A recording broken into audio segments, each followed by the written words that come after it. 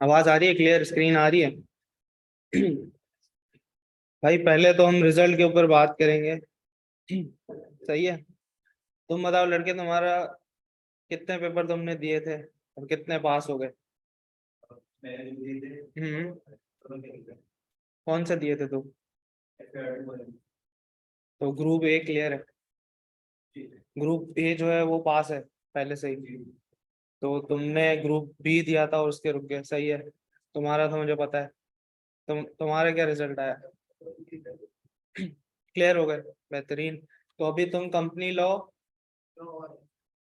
मतलब वो अभी तुम डायरेक्ट पहली दफा ही पढ़े, क्योंकि तुम्हारा चेहरा मुझे नया लग रहा है, रेगुलर में नहीं हो, अभी आया। रिकॉर्डेड में हो? अच्छा सही है। अच्छा भाई, इनका तो मुझे पता है। आपका क्या रिजल्ट है? हम्म। कॉस्टिंग पास कर लिया? तो ग्रुप बी में तो नहीं आ सकेंगे आप एनी हाउ। अच्छा सही है, फिर ठीक है। हाँ भाई, ऑनलाइन वालों, भाई देखो, जिसका भी पेपर रुका है ना, कोई नई बात नहीं है।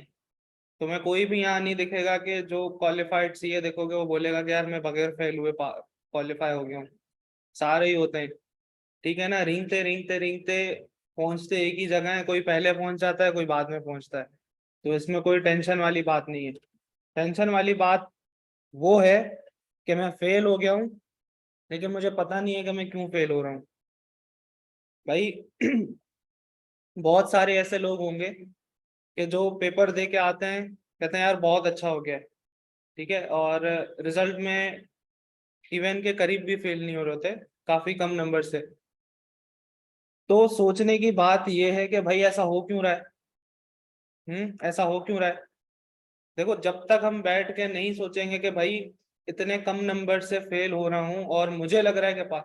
देखो, मेरी नजर में एक वो बच्चा जो एग्जामिनेशन हॉल से निकले और बोले कि मैं फेल हूँ, मेरा पेपर अच्छा नहीं हुआ, उसके ज्यादा चांसेस होंगे कि वो अगले अटेम्प्ट में पास हो जाए, क्योंकि उसको पता है कि वो फेल है। दूसरे एंड पे वो बच्चा जो एग्जामिनेशन हॉल से निकल के कहता है कि मैं पास हूँ और वो फेल हो जाए, ये एक अलार्मिंग सिचुएशन है। कुछ भी हो जाए, सही है, अगर उसने वही स्ट्रैटेजी रखी। देखो, जो तुमने स्ट्रैटेजी रखी, पढ़ा होगा, सबने पढ़ा होगा, बगैर मुंह मुंह उठा के कोई भी नहीं जाता सीए के पेपर में, सही है ना। लेकिन अगर जो जो मैंने पढ़ा, जो मैंने स्ट्रैटेजी रखी, वो स्ट्रैटेजी अगर मेरे काम नहीं आई, मैं फेल हो गया, दूसरी अटेम्प्ट में मैं सेम स्ट्रैटेजी से जा रहा हूँ, तो ऐसे ही कौन सी नई चीज में कर ली मैंने कि भाई अब मैं पास हो जाऊंगा? हम्म। उसी स्ट्रैटेजी से पास होना होता तो मैं पहले भी हो जाता। ये सिर्फ कंपनी लॉ की बात नहीं कर रहा हूँ मैं, सारे पेपर्स की बात कर रहा हूँ। अभी कुछ हम चीजें डिस्कस करेंगे। अगर तुमने वो चीजें सीख ली, सारे पेपर्स के ऊपर अप्लाई होती हैं, तुम्हारा पेपर फेल नहीं होगा। ठीक है ना, तुम्हारा पेपर फेल नहीं होगा अनटिल और अनलेस के, मतलब तुम शायद वो चीजें अचीव ना कर सको, टारगेट पूरे ना कर सको तो अलग बात है। अगर तुमने वो फॉलो कर ली चीजें, तो बहुत ज्यादा चांसेस हैं कि तुम्हारे पेपर पास होना शुरू हो जाएंगे। ठीक है ना। तो सबसे पहले मैं जब कंपनी लॉ की पहली क्लास लेता हूँ, उसमें मैं रीजंस फॉर फेलियर डिस्कस करता हूँ। उसमें सबसे पहला रीजन मैंने ये डिस्कस किया था, लैक ऑफ ड्राफ्टिंग प्रैक्टिस। अब ये सिर्फ कंपनी लॉ के ऊपर अप्लाई नहीं होता, किसी का बिजनेस लॉ रुका है, सही है, ऑडिट रुका है, कोई भी थ्योरी का पर्चा रुका है, तो उसके ऊपर ही अप्लाई कर जाता है। भाई, ड्राफ्टिंग प्रैक्टिस सर हमने तो की थी। भाई क्या तुमने लिख के पास पेपर किसी से चेक करवाया था? जो फेल हुआ है बिजनेस लॉ में या कंपनी लॉ में, मुझे कोई एक भी बच्चा बता दे, क्या उसने पास पेपर लिखे थे, लिख के किसी से चेक करवाए थे? नहीं करवाए होंगे। ठीक है। पहली बात तो ये है कि जब हम थ्योरी का पेपर पढ़ते हैं, मैं पढ़ लेता हूँ, मैंने ज्यादा से ज्यादा पास पेपर उठाया, मैंने कहा यार इसमें ये लगता है, ये लग रहा है, सही है भाई, आगे बढ़ो, दूसरा कर लेंगे। ठीक है ना, कोई भी लिखता नहीं है। देखो, अब जरूरी नहीं है, कुछ तुम्हें लोग ऐसे भी दिखेंगे जो बगैर लिखे कर लेते हैं, लेकिन वो मतलब अगर वो उनकी स्किल्स ऑलरेडी अच्छी हैं, तो भाई हम क्यों खुद को उनसे कंपेयर कर रहे हैं? हर कोई अपनी कबर की फिक्र करे ना, वो देखे कि भाई मेरी क्या पोजीशन है। जैसे अगर मेरी ड्राफ्टिंग अच्छी नहीं है, तो वो मुझे पता होगा ना सबसे ज्यादा कि मेरी ड्राफ्टिंग अच्छी नहीं है। अब अगर इसकी ड्राफ्टिंग अच्छी है, ये अगर एग्जाम में ऐसे चला जाता है कि थोड़ा सा देख के और वो पास हो जाता है, तो उसके लिए काम कर रही है वो चीज। लेकिन सेफ साइड क्या है? सेफ साइड क्या है कि जब तक मैं लिखूंगा नहीं ना, ये पेपर पास नहीं होंगे। खास तौर पे अगर मैं सीक्वेंस में रखूँ ना, सबसे पहले ऑडिट, फिर लॉ के पेपर सिर्फ ड्राफ्टिंग से पास होते हैं। रट्टा तुम लगा लोगे, रट्टा हर कोई लगा लेता है, ठीक है, लेकिन उस रट्टे को अप्लाई कैसे करना है, कौन सी उसने रेलेवेंट चीज मांगी है। भाई उसने हमें पढ़ाया, लेट से एक चैप्टर में हमने ABCD 4 चीजें पढ़ ली, पेपर में उसने सी पूछी है, अगर मैंने रट्टा लगा के गया हूँ, मैंने उसको ए भी बता दी, बी भी बता दी, सी भी बता दी, डी भी, मैंने रेलेवेंट लिख दिया, ठीक है। अब जो उसने मांगी ही नहीं है चीजें, मैं उसको एक्स्ट्रा चीजें भी लिख के दे रहा हूँ और मेरे लिए वो हेल्पफुल भी नहीं हो रहा, फ्रूटफुल भी नहीं हो रहा। तो इसका मतलब क्या है? इसका मतलब ये, जो मैं एफर्ट्स लगा रहा हूँ, मैं जो एफर्ट्स लगा रहा हूँ वेस्ट हो रही है। ऐसा ही है ना भाई।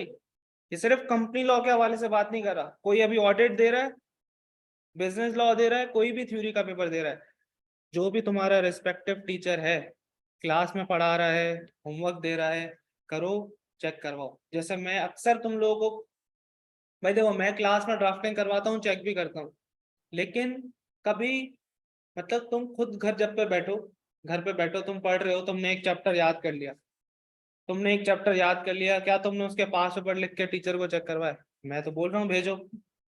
सही, यकीनन बाकी टीचर्स भी करते होंगे, वो नहीं करते होंगे तो उनके TAs करते होंगे। तो एक तो ड्राफ्टिंग की प्रैक्टिस करनी है, और उसको जज करने वाले तुम खुद कोई नहीं होते कि हाँ यार मैंने ये कर ली, मैच हो रहा है।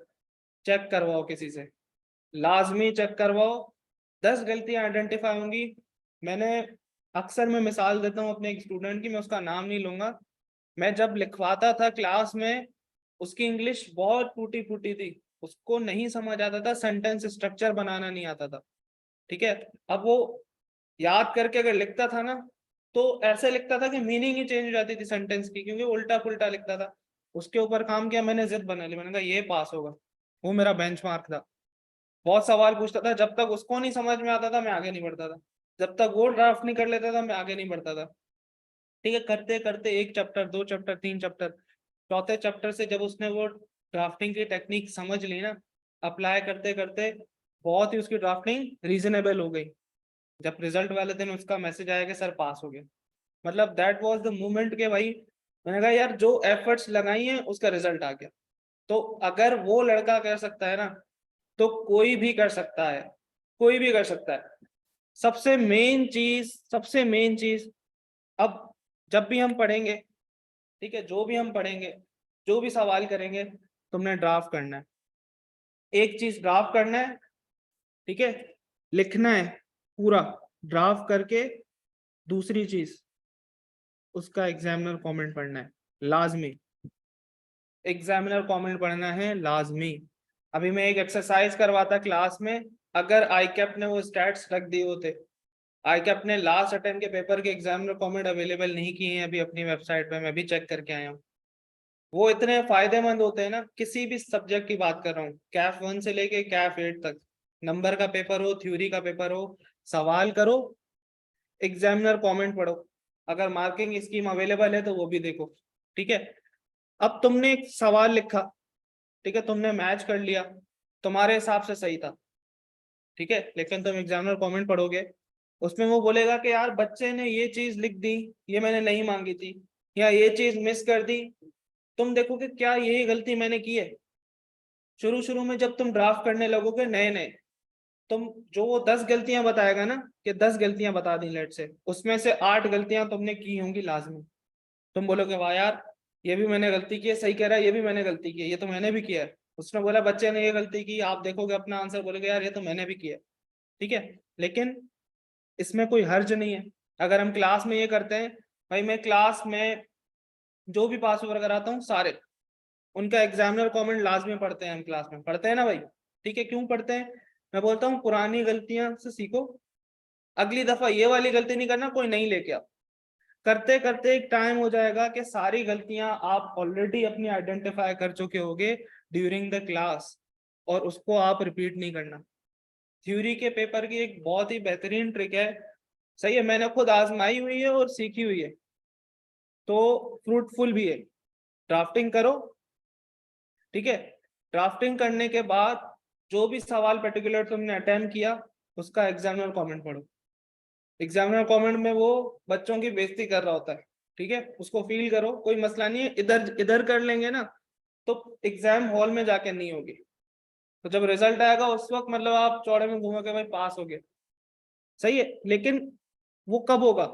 जब मैं इन मरहलों से गुजरूंगा। सबसे इंपॉर्टेंट चीज बता रहा हूँ, दोबारा रिपीट कर रहा हूँ, कोई भी थ्योरी का पेपर है तुम्हारा, बिजनेस लॉ है, ऑडिट है, और कौन सा थ्योरी है, कंपनी लॉ, सवाल करो, ठीक है। और सवाल कहाँ से शुरू करने हैं? मोस्ट रिसेंट से पीछे जाना है, ठीक है। अनटिल और अनलेस किसी टॉपिक के अवेलेबल ही पुराने वाले पास पेपर है तो अलग बात है, वरना आपने क्या करना है, आपने रिसेंट से जाना है पीछे की तरफ, ठीक है। 2023 की अभी अटेम्प्ट हुई है, इस अटेम्प्ट से लेके पीछे से शुरू करना है। पहले आपने जो भी रिस्पेक्टिव टॉपिक है, पर्टिकुलर टॉपिक है, उसका सवाल उठाना है, उसको ड्राफ्ट करना है, टीचर से चेक करवाओ, ठीक है। मीनवाइल क्या कर लो, एग्जामिनर कमेंट लाजमी पढ़ लो। कंपनी लॉ के बच्चों को जो यहाँ से पढ़ेंगे उनके लिए ये चीज करने की नीड नहीं है, क्योंकि ये क्लास में हो रही होगी।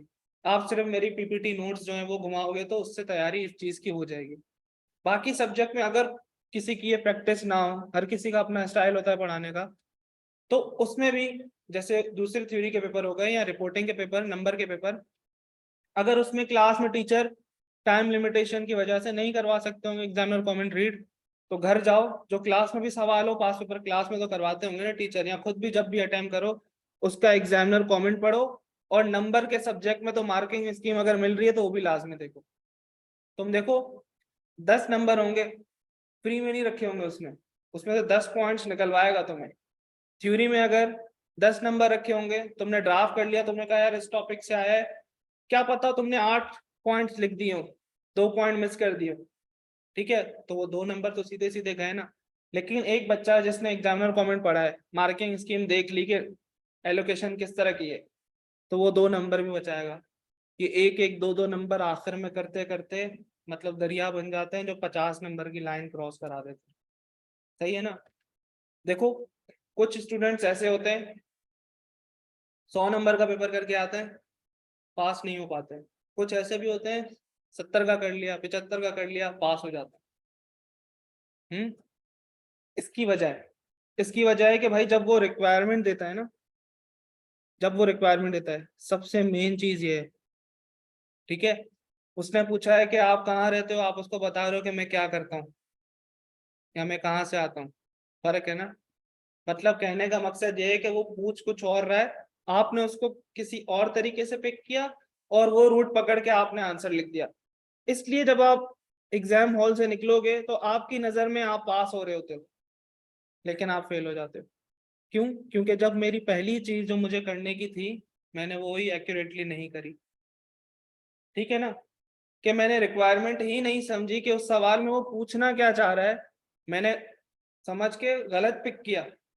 और आंसर जो मैंने पिक किया वो मैं सही लिख के आया हूँ, जो मैंने पिक किया मैं सही लिख के आया हूँ। अगर मैं दूसरे अल्फाज में कहूँ, जो उसने पूछा था, लेट से 4 नंबर का सवाल था, अगर जो उसने पूछा था मैंने वही पिक किया, मेरा रट्टा अच्छा है, मेरी तैयारी अच्छी है, मेरे पूरे नंबर आ जाते।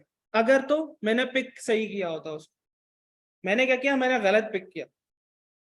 लेकिन मुझे उस वक्त लग रहा है कि यही पूछ रहा है, मैंने बड़े कॉन्फिडेंस से जो मुझे समझ आया मैंने लिख दिया 4 नंबर का, लेकिन उसमें आए 0। क्यों? क्योंकि मैंने इसको समझा ही नहीं कि वो पूछना क्या चाह रहा है। इसलिए ये होता है कि जब आप एग्जाम हॉल से निकलते हो आपको लगता है कि यार बेहतरीन, सही कर लिया मैंने।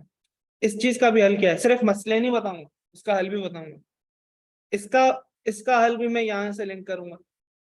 जब तुम ड्राफ्टिंग करोगे, एग्जामिनर कमेंट पढ़ोगे, वो स्पेसिफिकली बताएगा कि भाई ये चीज नहीं करनी थी, बच्चे इसको इस तरफ ले गए कि जो मैंने पूछा ही नहीं था।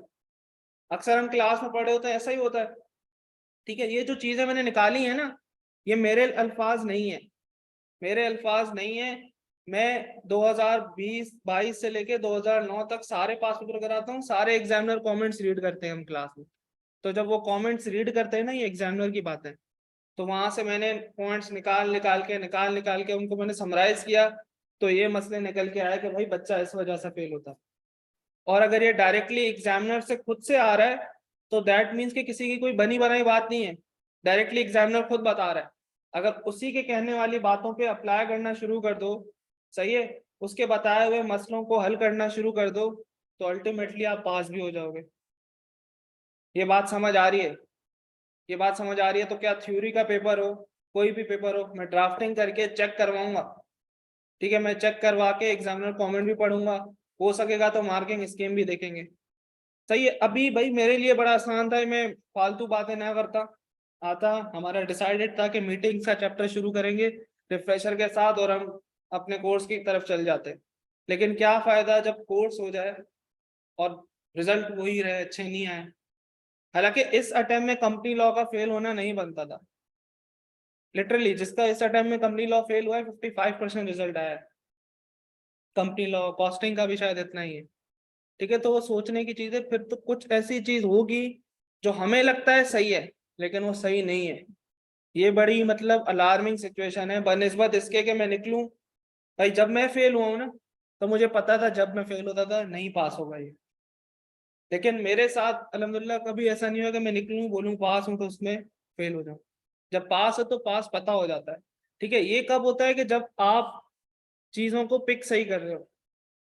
तो इसका हल क्या है भाई? सबसे पहली चीज, अगर तुम्हारी एक से ज्यादा अटेम्प्ट हो गई हैं और मार्क्स अच्छे नहीं आ रहे ठीक है, उस किसी भी सब्जेक्ट में, उसके नोट्स जला दो पहले तो जहां से पढ़ते हो, ठीक है, फाड़ के फेंक दो, नए बनाओ। क्योंकि वो जो स्ट्रैटेजी है, वो स्ट्रैटेजी तुम्हारे काम नहीं आ रही, सही है ना, वो स्ट्रैटेजी काम नहीं आ रही, उसी स्ट्रैटेजी को दोबारा फॉलो करोगे दोबारा फेल हो जाओगे, कुछ भी नहीं हो किसी भी। इसका मतलब हरगिज नहीं है कि मतलब कि तुम्हें किसी टीचर से समझ आ रहा है, पढ़ो उससे, लेकिन जो नोट्स है ना, डिफरेंट डिफरेंट जगहों के भी यूज करो, मसले वाली कोई बात नहीं है, ठीक है। कभी किसी की बुक उठा ली, किसी का कोई सवाल अच्छा लग रहा है, आजकल तो पीडीएफ में हर चीज अवेलेबल है, हर कोई इधर उधर बांट देते हैं, किसी का कोई सवाल अच्छा लग रहा है कर लो, किसी का कोई सवाल, कहने का मकसद है नई चीजें करो।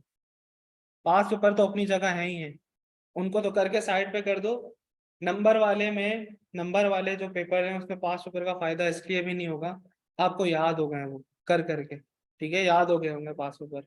मेरे साथ भी कॉस्टिंग में ऐसा होता था, मुझे एक टाइम पे नंबर भी याद हो गए थे कि ये सवाल इस अटेम्प्ट का इतने मार्क्स का है, सही। लेकिन अगर पेपर दो तरीके के आते हैं, वैसा आ गया तुम अच्छा कर लोगे, नई चीज आ गई तो बोर्ड, तो पास पेपर तो पहली फुर्सत में निपटा दो, ठीक है। अपना टारगेट रखो, लेक्चर लो जिसके कम नंबर आ रहे हैं। देखो जो 45 से 50 के बीच में फेल हो रहा है, मेरा नहीं ख्याल कि उसको लेक्चर लेने चाहिए, नोटिंग से रिवाइज करो, प्रैक्टिस करना शुरू कर दो। इससे कम नंबर आ रहे हैं, लेक्चर लो, दैट मीन्स का कॉन्सेप्चुअल ब्लेंडर्स हैं। 43 44 पे भी हो तो भी चलो लेक्चर नहीं लो, उससे कम हो तो कॉन्सेप्चुअल ब्लेंडर्स हैं, प्रोवाइडेड कि तुमने 100 नंबर का पेपर किया हो।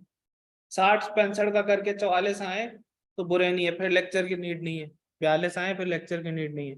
100 करके 42 40 आए या उससे भी कम आए, लेक्चर दोबारा लो। लेकिन ऐसा नहीं है कि पेपर के एक महीना आखिर तक लेक्चर ले रहे हो, एक महीने के अंदर अंदर 10 सब्जेक्ट दे रहे हो, 2 दे रहे हो, 1 दे रहे हो, कुछ भी नहीं मैटर करता। आज से टारगेट रखो, आज क्या तारीख है? 4 मई। 4 मई, इसी मई के महीने में सारे के सारे जितने भी टॉपिक्स ले रहे हो, जब सब्जेक्ट ले रहे हो, लेक्चर खत्म कर दो।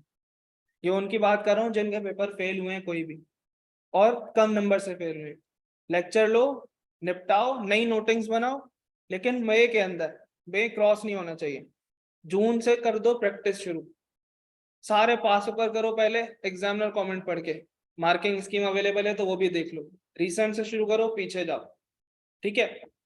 फिर आखिरी का महीना होगा जब रेगुलर के बच्चे रिवाइज कर रहे होते हैं, क्योंकि तुम रेगुलर नहीं हो, तुम रिपीट कर रहे हो, तुम्हारी ग्रिप उनसे ज्यादा है।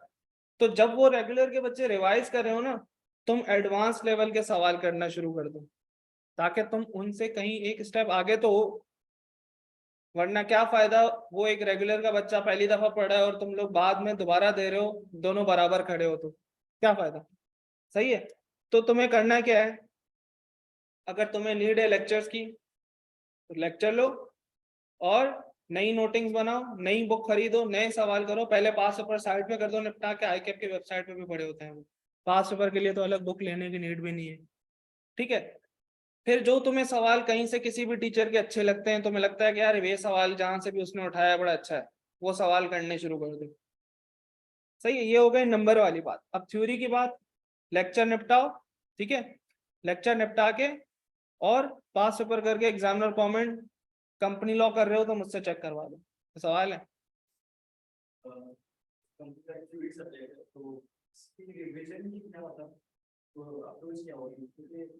इसमें ऐसा नहीं होता कि बच्चे पहले से याद कर लेते हम्म लेकिन फिर जब रिवीजन का टाइम आता है तो फिर मुझे लगता है कि टेस्ट हो रही है चीजें ड्राफ्टिंग भी हो रही होती है लेकिन फिर ऐसा लगता है कि चीजें मिस हो रही हैं।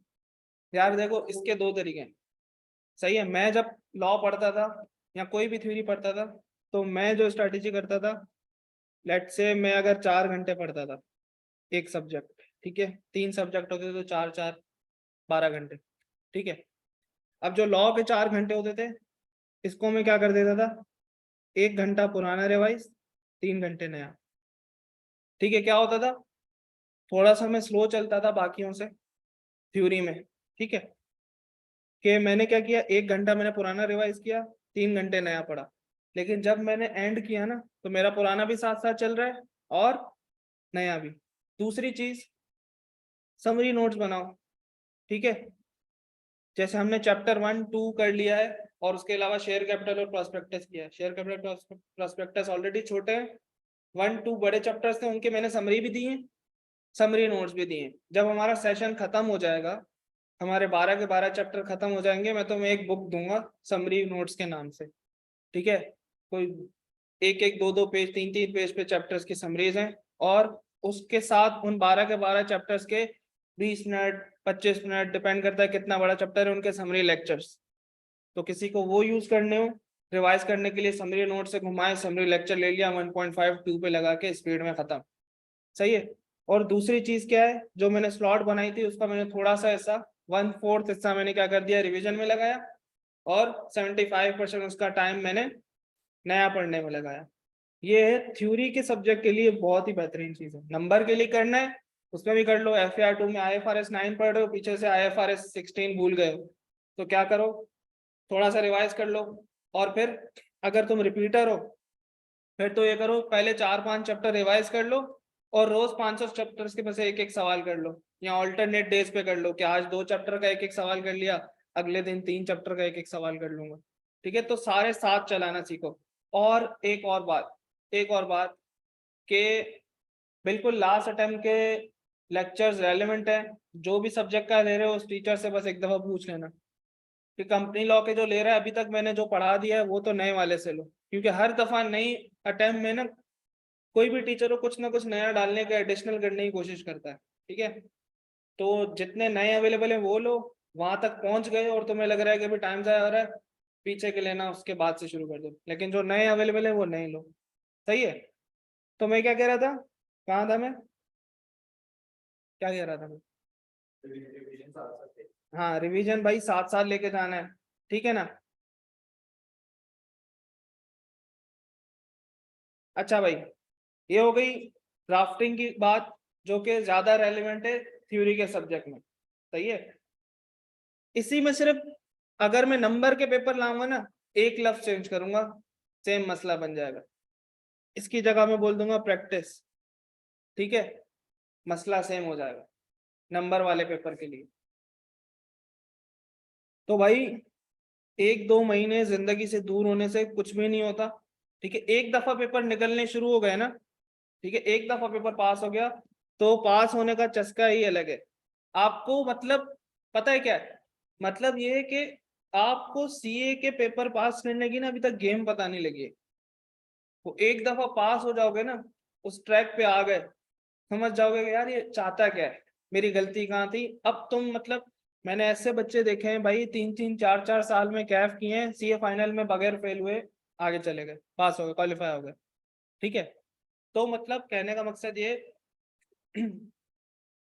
कोई स्टूडेंट ऐसे भी हैं कि AFC में इंग्लिश का पेपर होता था, चौथी 5वीं अटेम्प्ट में इंग्लिश का पेपर पास किया, और आज सीए क्वालिफाइड बैठे हैं, सही है। तो इट्स ऑल अबाउट के यार वो एक क्लिक चाहिए होता है बस, ठीक है। ये बात उनके लिए जो फंसे हुए हैं, बाकी जिनके 3 देते हैं 1 रुक जाता है, वो किस चीज में फॉल करते हैं, वो इस चीज में फॉल करते हैं कि भाई हमारी टाइम एलोकेशन सही नहीं होती। हाँ, जो बात मैं भूल गया था वो ये बात थी कि जितने भी पेपर दे रहे हो, 2 पेपर दे रहे हो, तो ऐसा कभी नहीं करना कि यार आज FR2 का दिन है, कल ऑडिट का दिन है, फिर FR2 का दिन है, ऑडिट का दिन है। जितने भी पेपर दे रहे हो, 3 दे रहे हो, स्लॉट बनाओ। 12 घंटे पढ़ते हो, जैसे मैंने कहा मैं 4-4 घंटे पढ़ता था, 4-4 घंटे की 3 स्लॉट्स बना दो, ठीक है। अगर तुम क्या करते हो, तुम 8 घंटे पढ़ते हो, अगेन टाइम से कुछ नहीं होता।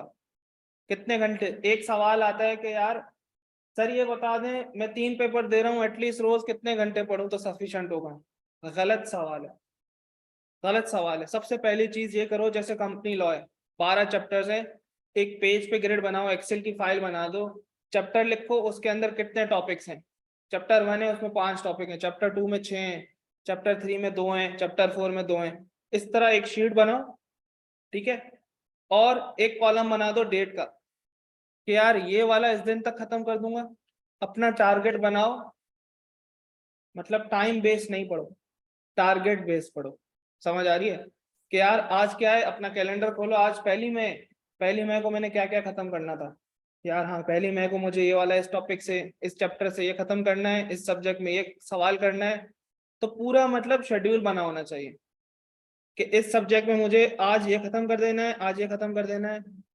मर जाओ रात तक, नहीं हो रहा ना, आंखें नहीं खुल रही, क्लिप लगाओ, आंखें खोलो, कॉफी वॉफी पियो, जब तक वो पूरा ना हो टारगेट, सोना नहीं। ऑन द अदर एंड 2 घंटे में पूरा हो गया टारगेट, कुछ एक्स्ट्रा पढ़ना है तो पढ़ो, वरना जाओ पार्टी करो। टारगेट बेस्ड, रियलिस्टिक टारगेट होना चाहिए। ऐसा भी नहीं है कि बस जान छुड़ाने के चक्कर में एक आज रखा टारगेट, इसकी एक डेफिनेशन याद करनी है, इसका एक सवाल अटेम्प्ट, ऐसा भी नहीं है। रियलिस्टिक टारगेट होना चाहिए, और ना ही इतना ज्यादा हो कि यार लाश बन गए, रात तक खत्म ही नहीं हो रहा। सही है। तो टाइम बेस्ड नहीं पढ़ो, जब तक टारगेट बेस्ड नहीं पढ़ोगे ना। ये भी एक ट्रिक है सीए पास करने की। मैंने बहुत सारे लोग ऐसे देखते हैं, पार्टी करते हैं मेरे दोस्त, सही है, सोशलाइजिंग करते हैं, घूमते फिरते हैं, टारगेट बेस्ड पढ़ते हैं। जब पढ़ते हैं ना, पूरी दुनिया साइड पे, कुछ भी नहीं देखते, फोकस के साथ पढ़ा, दिन का टारगेट अचीव किया, पार्टी करने चले गए। सही है। ये चीज इतनी आसान नहीं होती डेवलप करना, करते रहो, थोड़ा टाइम लगता है, लेकिन ये आदत डेवलप हो गई ना, जिंदगी भर काम आएगी। दुनिया के किसी भी कोने में बैठोगे ना, स्टूडेंट लाइफ से निकल के प्रोफेशनल लाइफ में आओगे, तब भी ये चीज काम आएगी। एक काम है, मैंने पूरा दिन उसमें लगा दिया, लेकिन मैंने फोकस के साथ टारगेट रखा ना कि यार इसको 2 घंटे में निपटाना है, आज कुछ भी हो जाए, फोकस के साथ किया, वहां 2 घंटे फोकस से लगा दिए, फिर मैं पार्टी कर ली। तो सबसे पहला काम क्या करना है, कंपनी लॉ को तुमने तोड़ना है चैप्टर वाइज और टॉपिक वाइज, ठीक है। और फिर तुमने देख लेना है कि यार आज ये तारीख है, मुझे इस तारीख तक खत्म करना है, अगर जो मैं पढ़ चुका हूँ। तो तुम देखो, टारगेट रखो कि यार इसको मैंने इस डेट तक खत्म कर देना है, इसको डेट तक खत्म कर देना है। अब 1 घंटा पढ़ो, 2 घंटा पढ़ो, पूरा दिन पढ़ो, वो तुम्हारे ऊपर है कि तुम्हारी स्पीड कितनी है। बस वो टारगेट पूरा करो और सो जाओ, पार्टी करो, जो भी करनी है करो, ठीक है। एक बहुत ही बड़ी लर्निंग है ये, अगर ये आदत किसी ने सीख ली, बहुत कामयाब होगा, ना सिर्फ सीए में, आगे प्रोफेशनल लाइफ में भी। कि अपनी पढ़ाई करो टारगेट बेस्ड, ठीक है, नॉट टाइम बेस्ड, कि सर बता दे दिन में कितने घंटे पढ़ूं तो सफिशिएंट होगा। नहीं फायदा, 10 घंटे भी पढ़ो, 15 घंटे भी पढ़ो, पूरा दिन भी पढ़ो, एक चीज लटकी हुई है, नहीं कंप्लीट हो रही, फायदा ही नहीं है ऐसी पढ़ाई का। टारगेट अचीव हो गया, आधे घंटे में हो गया, 2 घंटे में हो गया, बेहतरीन, ठीक है ना। दूसरी चीज हमेशा डिस्कस करता हूं मैं, 11th आवर कोर्स कवरेज, मेरे अल्फाज नहीं है, एग्जामिनर के। डायरेक्टली उसने ये नहीं बोला है, कमेंट के अंदर वो ऐसी बातें करता है जो मैंने जमा की, और उनको 3 मेन रीजन में स्प्लिट कर दिया था मैंने। एक पहला रीजन तो ये था कि भाई ड्राफ्टिंग या प्रैक्टिस की कमी, दूसरा 11th आवर कोर्स कवरेज। भाई रमजान की ईद है, रमजान में तो नहीं पढ़ाई होती, ठीक है, अभी बकरा ईद आ रही है, मंडी भी जाना है, ठीक है, रब्बी अव्वल के जुलूसों में भी जाना है, मुहर्रम में भी जाना है, इधर भी जाना है, वहां भी जाना है, कजन की शादी है, तो वो सारी चीजें भी तो देखनी है।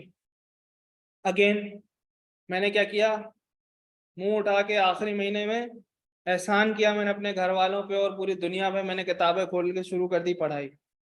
12 चैप्टर्स थे, मैंने शुरू किया पढ़ना। एक तो लॉ ऐसा सब्जेक्ट है, जैसे इस लड़के ने बात की, रिवीजन बहुत इंपॉर्टेंट होता है किसी भी थ्योरी का रिवीजन। ठीक है, जब तक वो कीवर्ड्स एग्जामिनर नहीं देखता ना, उसको मजा नहीं आता। जो आपके पेपर चेक करते हैं वो थोड़ी सारा दिन किताबें पढ़ता है, वो थोड़ी मतलब उसको ऐसे याद है कि भाई ये वाली डेफिनेशन है, इसने यहाँ गलती की है, उसको याद है। उसके पास एक सॉल्यूशन दिया जाता है, अगर तुम्हारा सॉल्यूशन उससे मैच करेगा तो वो तो मोर देन हैप्पी होता है नंबर देने के तुम्हें, वरना वो थोड़ा रिलेक्टेंट हो जाता है। सही है ना, अगर मैं भी पढ़ कोई चेक करने बैठूंगा तो मुझे थोड़ी याद होंगी सारे स्टेप्स, मुझे मिलेगा तो मैं वहां से देखूंगा, है ये स्टेप भी लिख दिया, ये भी लिख दिया, इसने ये भी लिख दिया। समझ आ रही है बात? तो जब आप 11th आवर आखिरी महीने में पढ़ने बैठोगे, कुछ ना कुछ तो लाजमी छोड़ोगे। दूसरा नुकसान क्या होगा, 8 पॉइंट है तो पेपर में 3 भूल जाओगे, क्योंकि एक अच्छा रिवीजन नहीं हुआ हुआ होगा। सही है। दूसरे नंबर पे फेलियर का रीजन है ये, किसी भी पेपर की बात करो, क्योंकि रिपोर्टिंग के अंदर भी हम याद करते हैं, रिवाइज करते हैं, ऐसा नहीं है। कुछ अकाउंटिंग ट्रीटमेंट ऐसे होती है कि हम बोलते हैं यार लीज है, ऑपरेटिंग है, तो इसमें ये एंट्री बनती है, इसमें ये एंट्री बनती है, अकाउंटिंग भी याद होती है। साफ सी बात है भाई, अकाउंटिंग के स्टेप्स भी तो याद करते हैं ना बंदे। IFRS 15 के 5 स्टेप्स याद करते हैं, फिर उसको अप्लाई करते जाते हैं तो वो नॉलेज बेस स्ट्रांग हो जाती है, नॉलेज बन जाती है। इनिशियल स्टेप तो याद करना ही है ना। अगर कोई कहता है नहीं अकाउंटिंग याद नहीं की जाती, तो गलत कहता है। अगर मुझे उसकी सिस्टम नहीं पता, लॉजिकल एंट्रीज नहीं पता, तो वो याद कर रहा हूँ ना मैं, जब तक वो भी रिवाइज नहीं करूंगा तो भूल जाऊंगा। ऐसा ही है। तो भाई सीरियस हो जाओ अपने तुम देखो 1600 1650 बच्चों का कैफ हुआ है, ठीक है, जितना लास्ट टाइम हुआ था उससे डबल। तुम्हारे पाकिस्तान में उसमें से समझो अगर तुम आधा कराची का लगा दो 800, कितनी फर्म्स है, 800 बच्चा उठाएगी कोई फर्म? सबसे ज्यादा AFF उठाती है ज्यादा से ज्यादा 100। चलो 100 AFF के पास चलेगा, पीछे बचा 700। ईवा इंडक्शन नहीं कर रहा इस दफा, ठीक है। यूसुफ आदिल कितने उठा लेगा? 15-20। KPMG कितने उठा लेगा? 20-25। 150 भी नहीं हुए बिग फोर के अंदर। GT कितने उठा लेगा? 10 वीडियो मैक्सिमम। कितने हो गए? 160 170। पीछे कितना 600 बच्चा अभी भी बचा हुआ है। तुम्हें क्या लगता है जो छोटी फर्म्स हैं 600 बच्चे उठाएंगे? 2-2 3-3 बच्चे उठाती हैं छोटी फर्म्स। तो यहाँ तो पहले तो एक टाइम ये था, एक टाइम ये था कि चारों बिग फोर से आपको कॉल आती थी, बोलते हैं आप हमारे पास आ जाएं, आप हमारे पास, एक वो भी दौर था। अब ऐसा भी दौर है कि भाई बच्चा बोलता है कहीं C कैटेगरी से भी आ जाए मैं चला जाऊं। तो देखो तुम, अभी एक फर्म ने इंडक्शन खोली हुई है, FTS 30 से ऊपर मांगा हुआ है, लेकिन बुला कहाँ से रहे हैं? रिसेंट से बुला रहे हैं, 35-34 से कॉल करना नीचे से शुरू किए। दैट मीन्स कि जो जल्दी जा रहा है उसको पहले मौका मिल रहा है, डिजर्व भी करता है, साफ सी बात है, डिजर्व भी करता है। तो देखो इसमें फायदा किसका है कि तुम बगैर फेल हुए जाओ। अगेन मेरे लिए बहुत आसान था, मेरा तो मतलब ये भी टाइम लग रहा है, मैं क्यों किसी को समझाने बैठूं कि भाई ये चीज कर लो। देखो हर कोई फेल होता है, कोई भी तुम्हें ना यहाँ ऐसे नहीं देगा, बस उस फेलियर को मतलब आप अपनी जिंदगी में लाते कैसे हैं वो मैटर करता है। 2 केस होते हैं, एक तो रोना धोना शुरू कर दूं, खाना पीना छोड़ दूं, कोई फर्क नहीं पड़ता, कुछ भी नहीं होगा। या तो उसी दूसरी चीज उसको जुनून बनाऊं कि यार फेल क्यों हुआ मैं, अपनी गलतियां आइडेंटिफाई कर ली, मैंने कहा यार अब तो करना ही करना है, जुनून से पढ़ो। फायदा किससे? रोने से कुछ भी नहीं होगा। तो जो हो गया सो हो गया, कोई मसले वाली बात नहीं है। अब इस पॉइंट से हमने क्या सीखा? इस पॉइंट से ये सीखा कि यार अब जितना टाइम अवेलेबल है इसको मजीद किसी कजन की शादी में जाया नहीं करना, ठीक है। कहीं मैंने जलसे जुलूसों में और इन सब चीजों में, हर चीज करो, शेड्यूल बनाओ, टारगेट पूरा हो जाए, जो दिन बचा है फेसबुक पे लगा दो, कहीं भी जाओ, दोस्तों में चले जाओ, सब करो। टारगेट पूरा नहीं हुआ तो खबरदार, मतलब सोना भी नहीं है, नींद भी खराब कर दो फिर। साफ सी बात है, क्योंकि 2-3 महीने से कुछ नहीं होता, लेकिन इन 2-3 महीनों को रगड़ा लगा दो और जब रिजल्ट आए पास हो जाओ, क्या तो सुकून होगा। जब तुम कैफ कर लोगे ना तो तुम्हारे पास 2-2.5 महीने फारिग बचे होंगे, घूमने चले जाना, पूरा पाकिस्तान घूम के जिंदगी भर का घूम लेना, ठीक है। तो लेकिन अभी क्या करना है, अभी इस पे फोकस करना है। देखो हर कोई गुजर के गया इससे। मैंने अपनी कैफ की पहली अटेम्प्ट दी थी, लैब से आया था मेरा, मेरे पास भी ये ऑप्शन था, या तो मैं रोने धोने शुरू कर देता, ठीक है। अब मेरे बहुत क्लोज पेपर फेल हुए थे, क्यों फेल हुए थे, ये एएफसी करके आया था चौड़ापन, आखिरी महीने में पढ़ा, यही रमजान वाली अटेम्प्ट थी, आखिरी महीने में उठाया 3 पेपर 1 2 3 45 अबव तीनों फेल हो गए। मैंने कहा यार थोड़ा पहले पढ़ लेता, लेकिन कोई बात नहीं, मैंने वो पढ़ा, दोबारा नोट्स की रिवाइज किया, निकल गए, फिर पेपर निकलना शुरू हो गए तो हो गए। तो यही है, एक बस धक्का चाहिए होता है, एक दफा लग गया ना, फिर आपको खुद अंदर से ना वो नहीं कि यार अब पास करना है, मुझे समझ आ गया कैसे पेपर पास होता है। एक और, मोस्टली बच्चों को पाकिस्तान से बाहर ही जाना होता है, ठीक है, बहुत कम होते हैं फैमिली रीजंस की वजह से जो यहाँ रुक जाते हैं, वरना पाकिस्तान का चार्टर्ड अकाउंटेंट निकल के बाहर ही जा रहा है। मेरे दोस्त बाहर बैठे हुए हैं सारे, जो अभी क्वालिफाइड हैं या नॉन अनक्वालिफाइड हैं दोनों, आर्टिकल्स कंप्लीट है। एक और, जितना तुम एक अटेम्प्ट जाया करते हो 6 महीने जाया होते हैं तुम्हारे, सही है ना, 6 महीने तुम्हारे जाया होते हैं। अगर तुम मिडिल ईस्ट में हो, एटलीस्ट 10 लाख रुपए भी सैलरी है तुम्हारी, तो 6 महीने कॉस्ट यू 60 लाख रुपए, 60 लाख का नुकसान कर रहे हो तुम अपना, किस लिए, कजन की शादी में जाने के लिए, हाँ, इतनी इंपॉर्टेंट है वो, 60 लाख रुपए में जा रहे हो, ये चीज सोचिए कभी।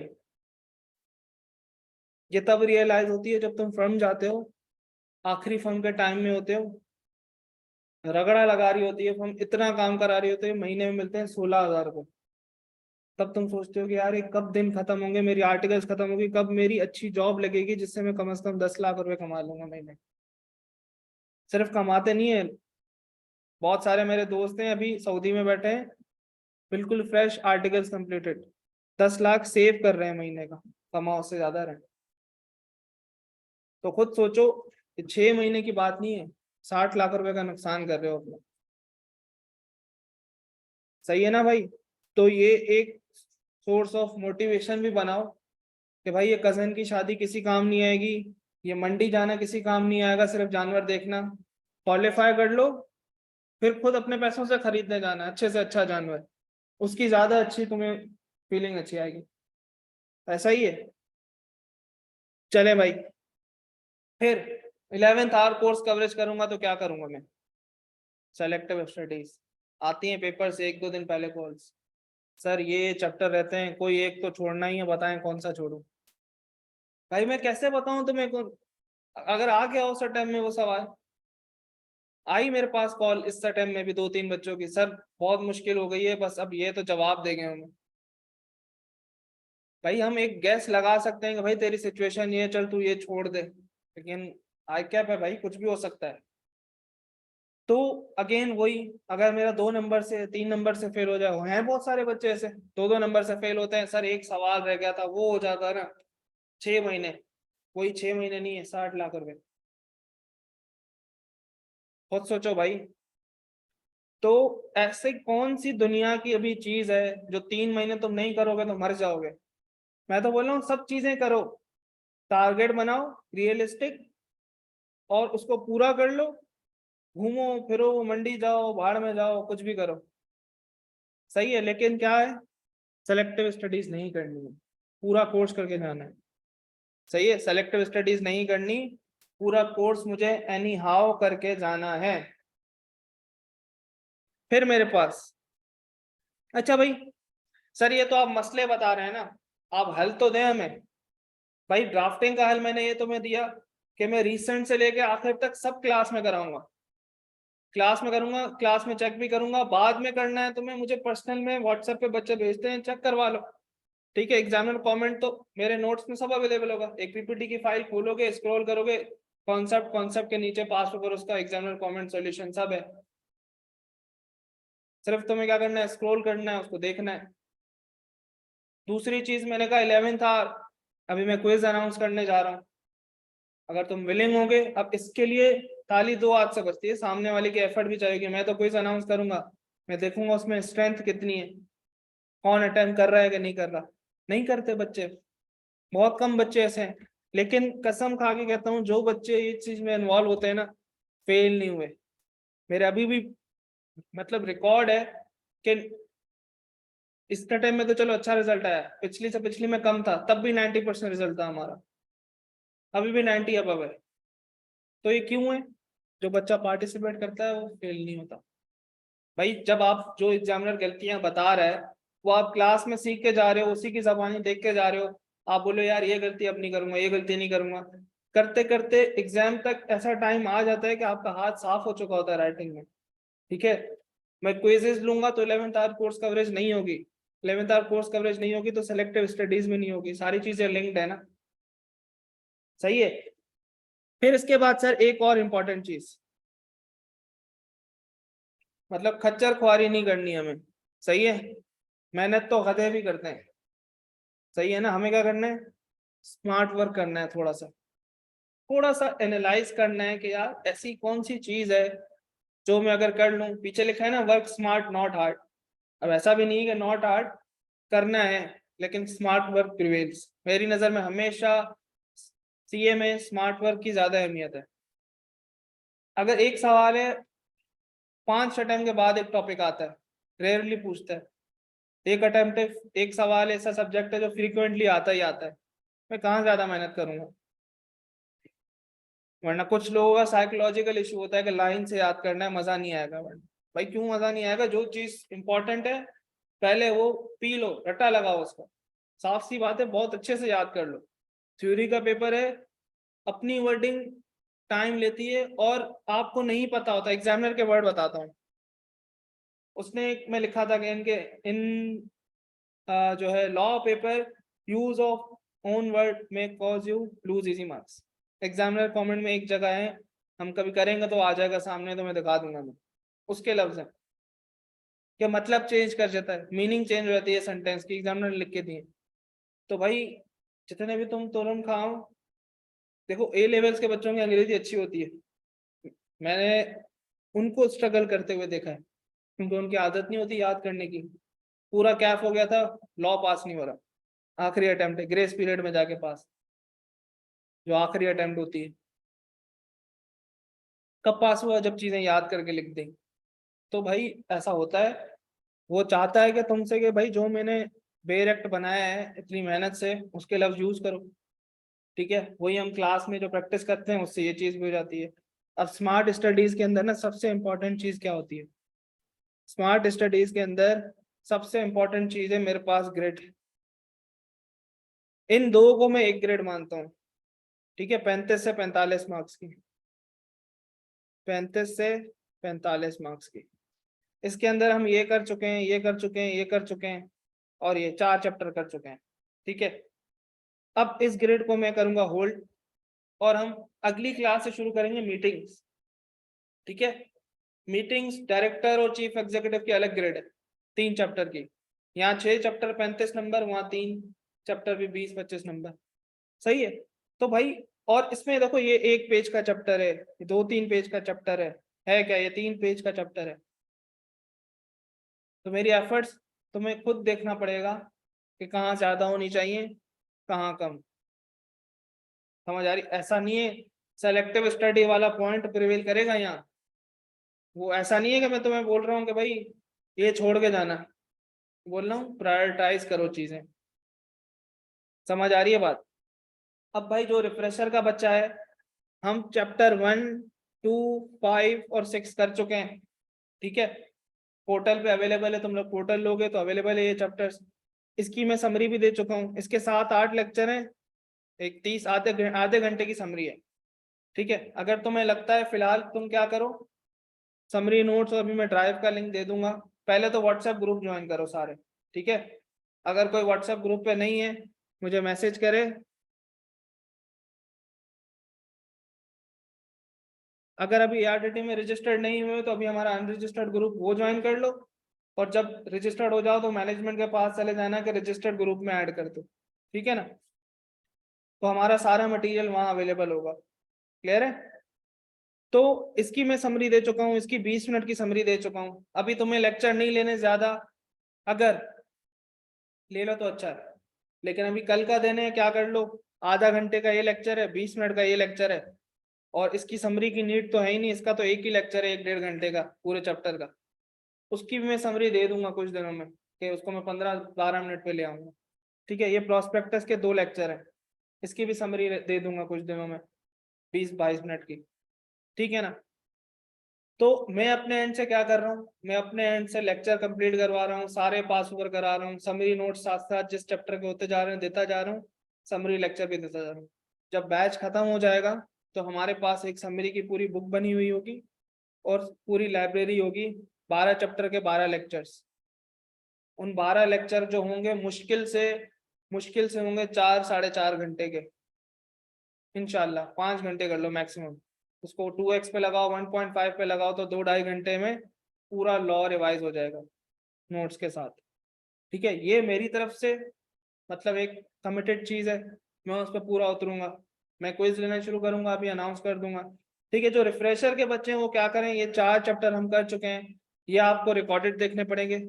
अगली क्लास जो हमारी होगी, मैं मीटिंग्स का चैप्टर शुरू करूंगा, रेगुलर रिफ्रेशर कंबाइंड। ठीक है ना। एक मेरी ग्रेड हो गई ये, दूसरी ग्रेड मेरे पास आ गई 3-4-8, ये 3 चैप्टर हैं, ये हम अगली क्लास से शुरू करेंगे। ये कितने मार्क्स की ग्रेड है, ये है 20 से 30 नंबर, एवरेज 25 लगा लो। ये तो एक पेज का चैप्टर है, ये समझो इसी के साथ मर्जी है, इसको एक ही है, टेक्निकली 2 चैप्टर्स हैं ये। ठीक है, तो ये 2 चैप्टर्स या 3 चैप्टर कर लो, 25 नंबर के आते हैं। अभी हम कल से शुरू करेंगे, ये इस ग्रेड को खत्म करेंगे, वापस पुरानी ग्रेड के जो 2 चैप्टर बचे होंगे वो खत्म करेंगे। सही है ना। फिर उसके बाद हम कहाँ जाएंगे, उसके बाद एक और इम्पोर्टेंट ग्रेड, ये सिर्फ 2 चैप्टर्स की ग्रेड है, 15 से 20 मार्क्स, 15 मार्क्स एवरेज, 3 पेज का चैप्टर है। ये थोड़ा सा बड़ा होगा, 5-6-7 पेजेस। समझ आ रही है बात में क्या कहना चाह रहा हूँ। स्मार्ट वर्क, चैप्टर 1 के 8 लेक्चर हैं, चैप्टर 1 के 8 लेक्चर हैं, और उसमें 6-7 चैप्टर करो तो जाके 35 नंबर की ग्रेड बनती है। 7-8 पेज, 9 पेज टोटल, 15 से 20 मार्क्स। बात समझ आ रही है। लेकिन हरगिज ये नहीं कह रहा कि छोड़ के जाओ चीजें, प्रायोरिटी की बात कर रहा हूँ, प्रायोरिटी की बात कर रहा हूँ मैं। पेपर की सक्सेस में जो उसकी परसेंटेज किरदार अदा करता है जो चैप्टर, उसकी बात कर रहा हूँ। सबसे बड़ी चीज, चैप्टर 12, 15 से 20 मार्क्स एक चैप्टर, छोटा सा चैप्टर है। अभी तक 3-4 अटेम्प्ट हुई है नई स्कीम की, सीधे सीधे सवाल पूछता है, बीकॉम टाइप के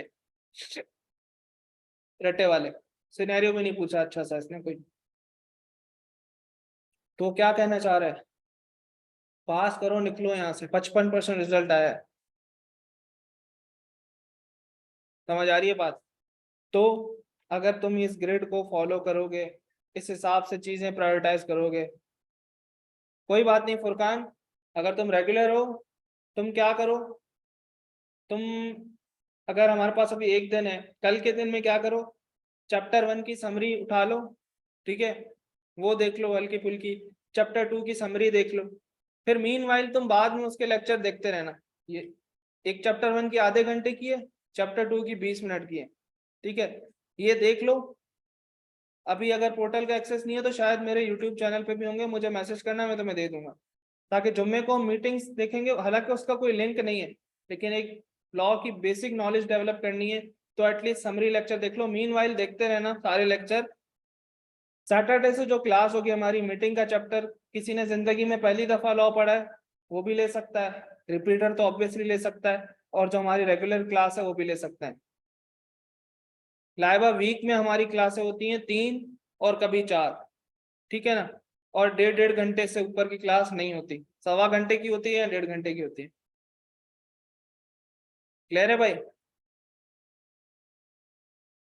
अच्छा जी, अब वापस कुछ जो इम्पोर्टेंट बातें थी भाई, अगर पेपर फेल हो गया है कोई मसले की बात नहीं। अगेन 2 केस हैं, यहाँ तो रोने धोने शुरू कर दो, कोई फर्क नहीं पड़ेगा किसी को। 2 मिनट के लिए कोई कंधा दे देगा आंसुओं के लिए, बाद में कोई काम नहीं आएगा। सही है ना? जुनून बनाओ उसको, गलतियां आइडेंटिफाई करो। आई होप के मतलब कुछ ना कुछ फायदा हुआ होगा। एक और अच्छी चीज लास्ट अटेम्प्ट के लिए, अगर आईकैप ने एग्जामिनर कमेंट्स डाल दिए होते हैं ना, मैं तुम्हें बताता कि कितने फायदेमंद होते हैं एग्जामिनर कमेंट्स। मैं एक एक सवाल तुम्हारे सामने रीड करता और उसका एग्जामिनर कमेंट पढ़वाता लास्ट अटेम्प्ट का। वो क्या करता है, वो परसेंटेज भी बताता है कि इस सवाल में कितने लोग पास हुए, इस सवाल में कितने लोग पास हुए, कितनी गलतियां हुई। हालांकि आईकैप को अब तक अपलोड कर देना चाहिए था, टू लेट, लास्ट अटेम्प्ट के आंसर और उसके कमेंट्स। ठीक है, उससे इतना अब जब हो जाएगा ना, तो मैं तुम लोग को उस दिन दिखाऊंगा ये कि सबसे बेहतरीन गाइडेंस मिलती है एग्जामिनर कमेंट से, जो कि सबसे ज्यादा अंडररेटेड है हमारे पूरे टीचिंग प्रोफेशन में। बहुत ही कम होंगे जो कराते हैं। मैं क्यों कराता हूँ? क्योंकि मुझे पर्सनली बहुत फायदा हुआ है इनसे।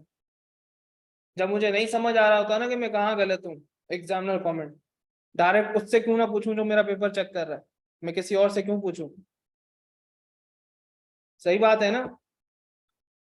तो भाई टेंशन नहीं लेनी, घबराना नहीं है, जो हो गया सो हो गया। अब आगे कैसे लेके चलना है हमें? सही है, आगे कैसे लेके चलना है? तो जो नए स्टूडेंट्स हैं उनको मैं एक दफा बता दूं हमारा तरीका क्या होता है। मैं पढ़ाता हूँ पीपीटी नोट्स से, तो ये पावर पॉइंट से मेरे अपने नोट्स बने हुए हैं पूरे कोर्स के। ठीक है, वो मैं साथ साथ देता जाता हूँ। लेकिन हम बेस किसको बनाते हैं? मैं पीपीटी नोट से पढ़ाता हूँ, जब खत्म हो जाता है टॉपिक स्टडी टेक्स्ट खुलवाता हूँ। वही चीज मैं तुम्हें स्टडी टेक्स्ट से एक दफा रीड करवा देता हूँ कि भाई जो हमने पढ़ा क्या वही वहीं पे लिखा हुआ है, वैसा ही है सब। ताकि तुम याद कहाँ से करोगे? स्टडी टेक्स्ट से जब याद करने बैठोगे तो मेरे नोट्स और स्टडी टेक्स्ट के आपस में सिमिलर हैं। ठीक है, मेरे नोट्स में क्या फायदा होगा? जब तुम याद करोगे तो साथ में रख खोल देना लैपटॉप वगैरह पे, यूं स्क्रॉल करते जाओगे, कॉन्सेप्ट सवाल कॉन्सेप्ट सवाल, कॉन्सेप्ट याद किया सवाल रिवाइज किया, कॉन्सेप्ट याद किया सवाल रिवाइज किया, एग्जामिनर कमेंट पढ़ लिया। सही है। तो हम बेस बनाते हैं स्टडी टेक्स्ट को, लेकिन हम पढ़ते हैं नोट्स हैं। फिर जो चैप्टर खत्म हो जाता है उसका समरी लेक्चर रिकॉर्डेड में मिलेगा, तो हमें समरी नोट्स अलग से मिल जाएंगे। तो गूगल ड्राइव का लिंक शेयर कर दूंगा जिसमें अब तक 4 चैप्टर हुए हैं, उनकी सारी चीजें होंगी, उनके पीपीटी नोट्स और उनके समरी नोट्स। बाकी जो लेक्चर है हमारे पोर्टल पे अवेलेबल है। ठीक है, आप उसका एक्सेस लें, 4 चैप्टर जो हो चुके हैं उनको देखें। इंशाल्लाह सैटरडे को हम मिलेंगे मीटिंग्स के चैप्टर के साथ। इस महीने में हमारी जून के पहले हफ्ते तक हमारी क्लास की टाइमिंग यही रहेगी कि हम यही 4:30 से 6 के बीच वाला स्लॉट, 1.5 घंटे की होगी, कभी 1.25 घंटे की होगी। प्रैक्टिस क्वेश्चन भी उसमें शामिल है मिशाल, मेरे नोट्स में। ठीक है, लेकिन वो सेकेंडरी चीज है। सबसे इंपॉर्टेंट अभी फिलहाल हमारे लिए पास पेपर होने चाहिए, क्योंकि उसके एग्जामिनर कमेंट्स अवेलेबल है। उसमें तुम्हें गलती करोगे तो सीखने का साथ क्या हाथ मौका पड़ा हुआ है। बाकी कुछ ऐसे सवाल हैं, कुछ ऐसे कॉन्सेप्ट है जो आके अपने टेस्ट नहीं किए, तो उसके ऊपर हम प्रैक्टिस क्वेश्चंस कर लेते हैं। क्लियर है भाई? तो फर्दर किसी का कोई सवाल हो, किसी को अपना केस स्पेसिफिक कोई केस हो, क्विज का मैं सैटरडे को बता दूंगा इंशाल्लाह। मैं बस रिफ्रेशर का वेट कर रहा था ताकि पता लगे कि भाई कौन आ रहा है कौन जा रहा है, तो हम क्विजेस अनाउंस कर दें। ठीक है ना? तो मैं क्या कह रहा था, क्या कह रहा था मैं? हाँ भाई, सैटरडे से मीटिंग शुरू हो जाएगा हमारा। हाँ, क्विज हम बता देंगे इंशाल्लाह सैटरडे को, चैप्टर वाइज लेंगे हम। सही है, चैप्टर वाइज क्विज लेंगे इंशाल्लाह। सैटरडे से पहले हम मीटिंग शुरू करते हैं और फिर हाथ के हाथ हम क्विजेस भी लेते जाएंगे। लेकिन आपकी उसमें भरपूर साथ की जरूरत होगी। देखो उसमें तुम्हारा फायदा है, यहाँ से मैं बोल रहा हूँ सारा पॉलिश होके जाओ। एग्जाम हॉल में सबसे बड़ी चीज मेरे लिए होती है, जैसे ही पेपर खत्म होता है मैं कॉल करता हूँ, मैं बोलता हूँ कोई ऐसी चीज थी जो हमने पढ़ी हो और आई ना, पढ़ी हो और आ गई हो। तो जब बच्चा बोलता है ना नहीं सर ऐसा कोई सवाल नहीं था, तो वो खुशी की बात होती है। ठीक है, तो हम कोशिश करेंगे इस दफा भी सारे एस्पेक्ट्स कवर करें, तो एग्जाम में कोई चीज हमें नई चीज नहीं लगे। बाकी किसी को अपना स्पेसिफिक केस स्पेसिफिक डिस्कस करने हैं अपने मसले के, यार मेरा ये मसला था, मेरा पेपर क्यों रुक रहा है, कौन सा रुक रहा है, तो मैंने व्हाट्सएप नंबर दे दिया है, मुझे व्हाट्सएप करो, ठीक है, आराम से बैठ के डिस्कस करते हैं। बाकी बहुत सारी जर्नल चीजें जो थी, सही है, वो मैंने बता दी हैं, और वो सब ने उसको अपने ऊपर लाजमी फील किया होगा, क्योंकि ये रीजन वो है, मेरे अल्फाज नहीं है, 20 साल के एग्जामिनर कमेंट्स का निचोड़ है ये मसले, कि वो जो मसले बताता है ना, उनको मैंने इनमें तोड़ दिया। ड्राफ्टिंग में 11th hour course coverage selective study, सारे मसले इसी से पर्टेन करते हैं फेल होने। क्लियर है भाई? तो इंशाल्लाह अब मुलाकात होती है हमारी सैटरडे को, मीटिंग्स के चैप्टर के साथ, रेगुलर रिफ्रेशर कंबाइंड। सही है, तब तक अपना भाई ख्याल रखिएगा। बाकी कोई किसी को बात करनी है तो मैं व्हाट्सएप पे अवेलेबल हूँ। अल्लाह हाफिज।